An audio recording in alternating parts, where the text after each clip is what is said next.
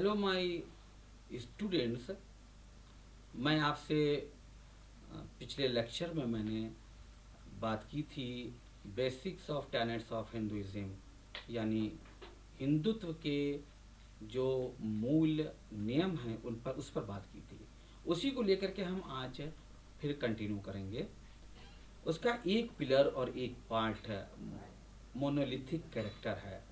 Monolithic character यानी कि एक ईश्वर में विश्वास करना और एकाकार का विश्वास करना। देखिए कितना अच्छा धर्म है हिंदू धर्म, कि जहाँ पर एक ईश्वर की बात हो रही है, एकाकार हो जाने की बात हो रही है, वहाँ के ऊपर डिफरेंट देवताओं पर विश्वास की भी बात है। हिंदुइज्म एकाकार में भी अब वो डिफरेंट है और डिफरेंट में भी वो एक है। ये इसकी सुंदरता है। विभिन्न देवता हैं, विभिन्न पंथ हैं। हिंदुइज्म सारे पंथों को समेटे हुए है उसी तरीके से जैसे कि एक वास में मुख्तलिफ फूल होते हैं, मुख्तलिफ और विभिन्न फूल होते हैं एक वास में।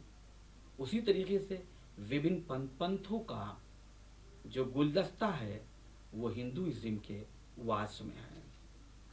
यानी हिंदुइज्म एक ऐसा धर्म है जो सभी को गले लगा लेता है, जो सभी से फ्रेंडली रिलेशनशिप रखता है। यही वजह है कि हमारे हिंदुस्तान में शंख आए, हूल आए, डच आए, मुगल आए, न जाने कितनी डायनेस्टीज यहाँ के ऊपर आई, लेकिन किसी को कोई प्रॉब्लम नहीं हुई। आकर के यहाँ सब बस गए। हमारे हिंदुस्तान के हृदय में इतनी जगह है कि वो सभी को अपना लेना चाहता है, बिना किसी प्रेशर बनाए हुए कि तुम हमारी ज़मीन, हमारी धरती पर आए हो तो तुमको हमारा धर्म फॉलो करना होगा या तुमको हमारे विश्वासों पर विश्वास रखना होगा। चूंकि हम सोशियोलॉजी में डिफरेंट रिलीजन्स पर भी बात करते हैं, मुस्लिम्स में भी सेम कॉन्सेप्ट पाया जाता है। कुरान करीम की एक आयत है, ला इकराहा फिद्दीन, दीन में कोई जबर नहीं है। किसी को इस्लाम कबूल करने के लिए उस पर टॉर्चर नहीं किया जा सकता, उस पर प्रेशर नहीं बनाया जा सकता, उसको मजबूर नहीं किया जा सकता है।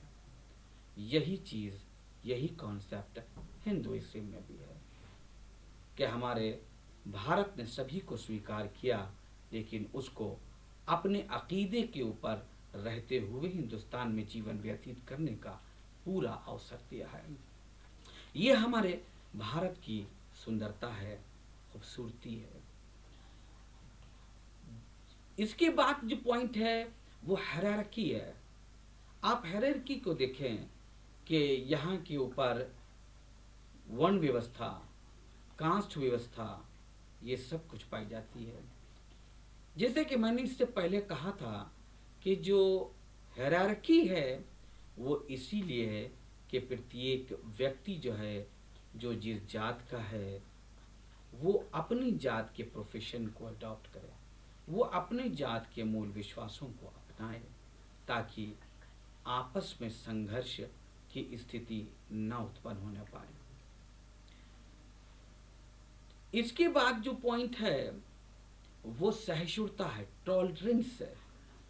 टॉलरेंस पर अभी हमने बात की है कि हमारे भारत में सामंजस्य एवं समन्वय स्थापित करने की एक बहुत बड़ी और वृहत भावना पाई जाती है।